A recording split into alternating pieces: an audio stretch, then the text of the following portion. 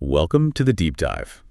Today we're looking at someone pretty remarkable, someone who really makes you rethink what success even means. You know, when you picture building like a multi-billion-dollar tech empire, you probably think Silicon Valley, right? Yeah.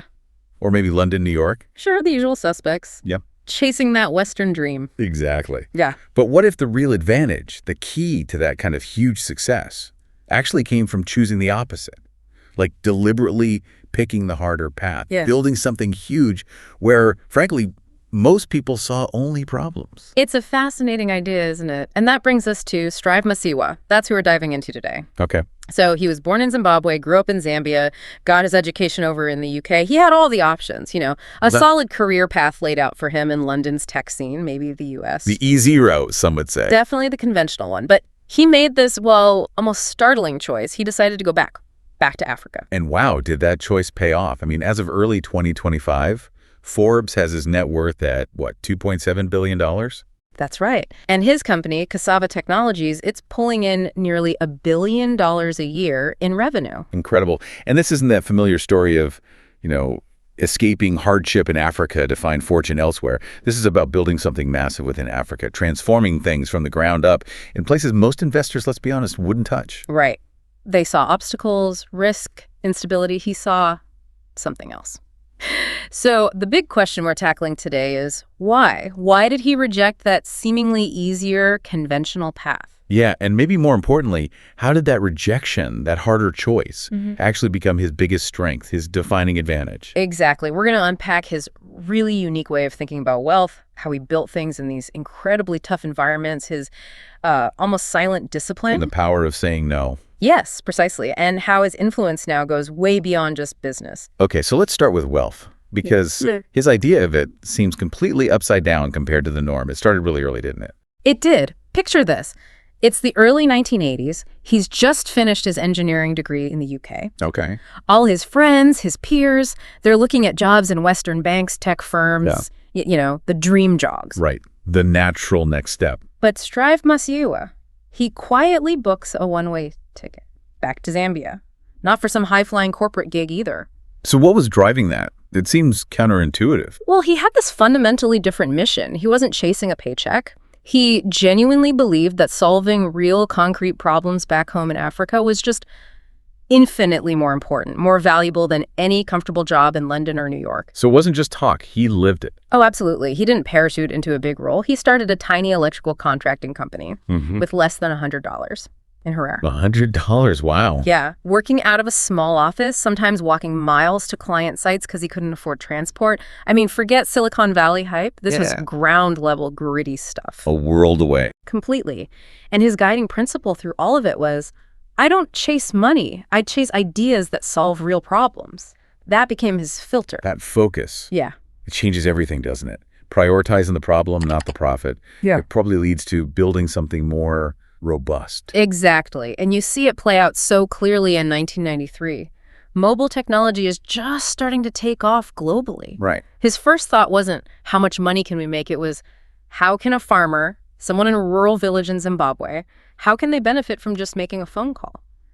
That shifting perspective is huge, focusing on that basic fundamental need. And that focus led him straight into a massive fight, right? Oh, yeah. A brutal 5-year legal battle just to get a license from the Zimbabwean government to operate a mobile network. 5 years. That's persistence. Unbelievable persistence, because for him, wealth wasn't about piling up cash. It was about building infrastructure, something lasting, something that could empower people long after he was gone. He nearly lost everything in that fight, I read. He did. Financially, the stress on his family, it was immense. But he held on, and eventually he won. That victory gave birth to Econet Wireless. Which basically changed the game for telecoms across Africa. Absolutely transformed it. And today, his companies cover fintech, cloud, fiber optics, e-learning in over 20 countries.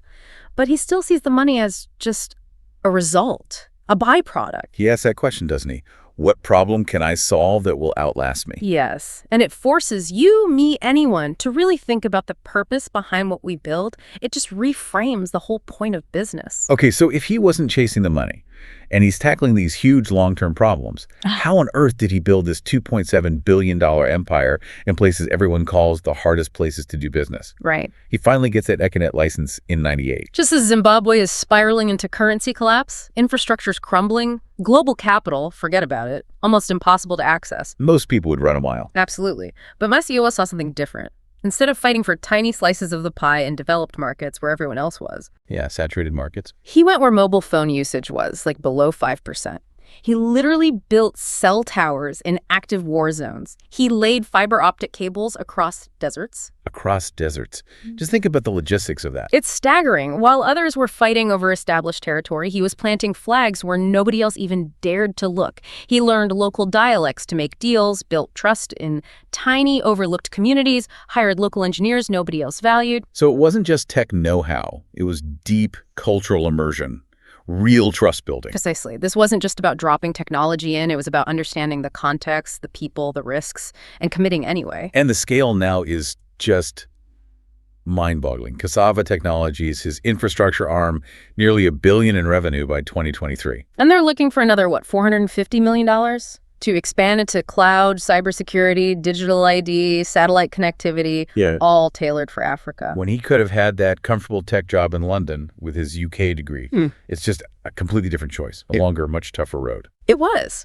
But think about what he gained. He didn't just master technology. He had to master governance, geopolitics, cultural dynamics across, over 20 different African nations. That's incredible depth. He didn't just find a good place to build. He made the place viable. He showed that you can build massive success even in fragmented, volatile systems if you commit to rebuilding them from the inside out. He saw the volatility as fertile ground? Kind of. He didn't just adapt, he committed. He created certainty by being the first one in, the one who stayed. That's resilience. That's vision. It really is. Yeah. But, okay, let's talk practicalities. Mastering governance and geopolitics across 20 countries. That sounds overwhelming. And beyond the big strategy, I was really struck by his style, what you called his silent discipline.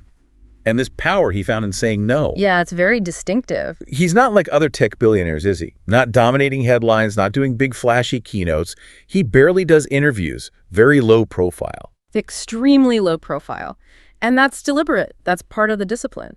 While others have huge entourages, he's known for just traveling alone, commercial flights, working on his laptop in airport lounges or hotel lobbies. No grand headquarters. Or nope. He famously said, ideas need space, not status.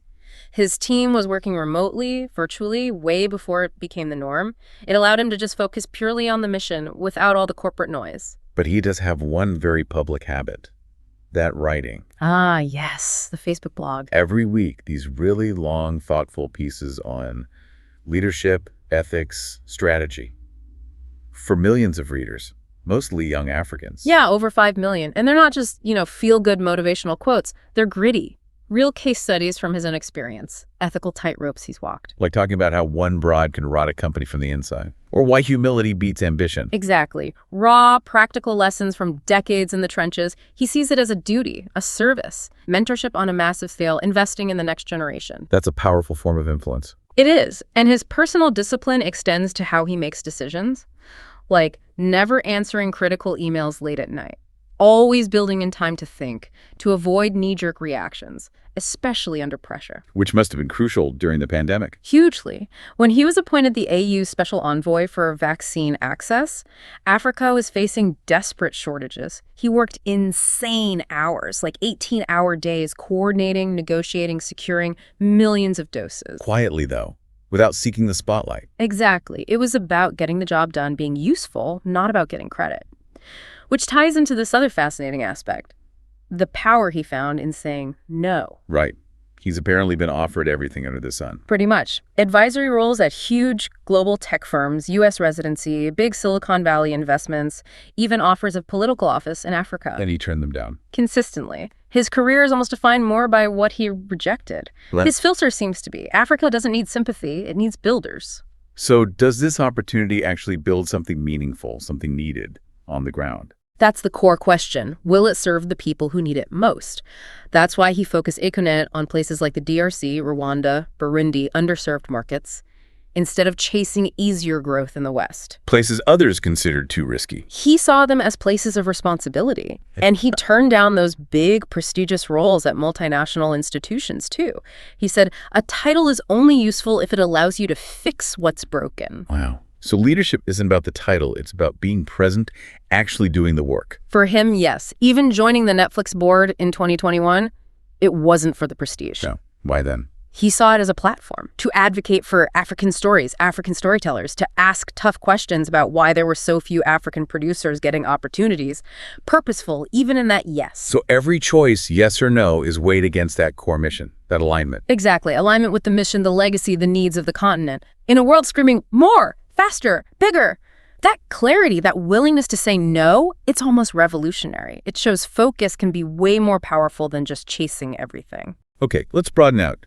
His influence clearly goes beyond business. You mentioned reshaping systems in education, healthcare, globally even, this influence without borders. Yeah, and a huge part of that is the philanthropy, the Higher Life Foundation, which he started with his wife Sitsi way back in 1996. That's been going a long time. It has, and it's supported, I think, over 250,000 students.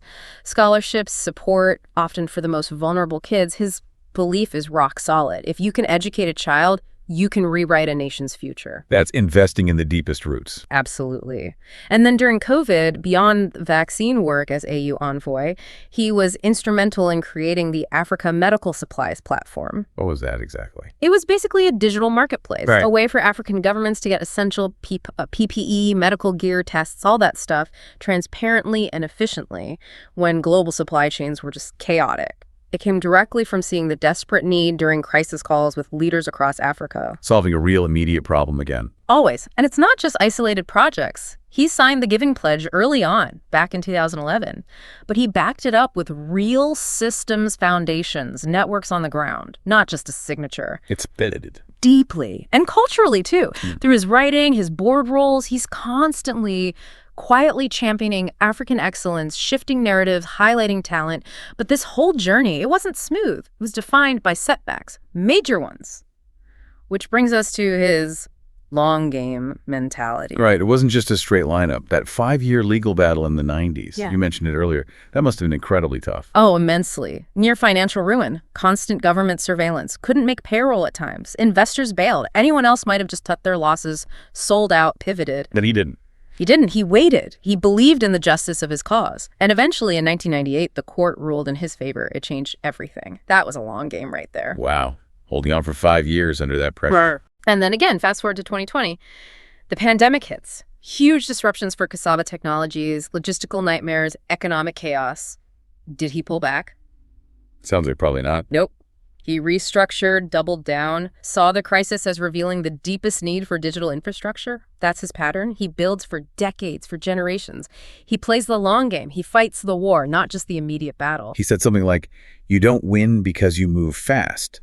You win because you move right. That's the quote. It's about sustainable, ethical, foundational moves. Things that might take years, decades even, to fully pay off. Like the education investments through Higher Life, the biggest impact might be 20, 30 years down the line. So he really does see volatility as soil. He plants where others are just cutting and running. He creates the stability by being the first to commit and to stay. That's how he's weathered coups, hyperinflation, pandemics, you name it. And he's still standing, not just wealthy, but deeply relevant. He's building platforms so others can win long after he's gone. That's a legacy.